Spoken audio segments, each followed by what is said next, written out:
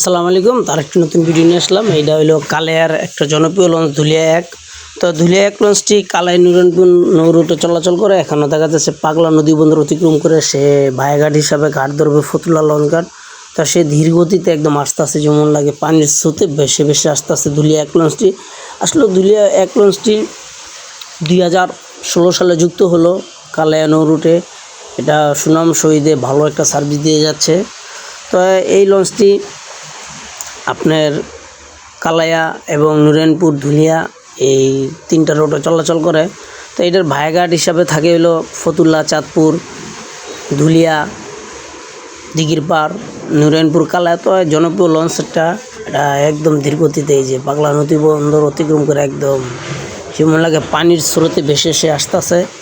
আসলে এইভাবে আসার একটাই কারণ, নৌ সেক্টরে খুব যাত্রী সংকট হয়ে গেছে, তার কারণে খুব ধীরগতিতে আস্তে আস্তে এই নৌপথ থেকে মানুষের মনোযোগ উঠে যাচ্ছে। আসলে কি জানে, নৌপথটা আমাদের বাঁচায় রাখা উচিত, যে লঞ্চে ভ্রমণ করা উচিত এবং গাড়িতে না যেয়ে এবং লঞ্চে ভ্রমণ করাই যে দেখা যাচ্ছে ধুলিয়া ১ লঞ্চটা আসলে নিচতলার ডেগো একদম বেশি একটা যাত্রী নেই, দোতলার ডেগো একটা যাত্রী, আর কেবিন তো হয়ই না।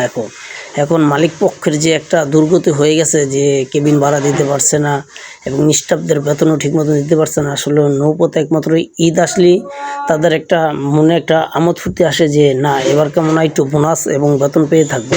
আসলে এইভাবে যদি চলতে থাকে নৌ সেক্টর আসলে কবে জানি বন্ধ হয়ে যায়।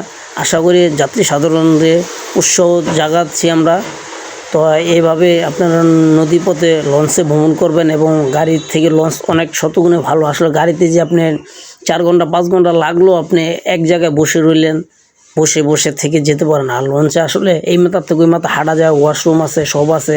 তো আসলে আমরা লঞ্চ ভ্রমণ যারা প্রিয় ভ্রমণ পিপাসী যারা আছেন তারা অবশ্যই তো লঞ্চে ভ্রমণ করবেন।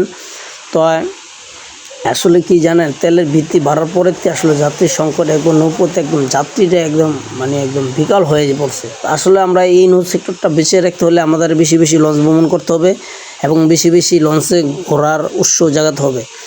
তা সবাই ভালো থাকবেন, অন্য কোনো ভিডিওতে দেখা হবে। আমার চ্যানেল সবাই সাবস্ক্রাইব করে দেবেন, লাইক করে দেবেন, শেয়ার করবেন। ধন্যবাদ, সবাই ভালো থাকবেন। আল্লাহ হাফেজ।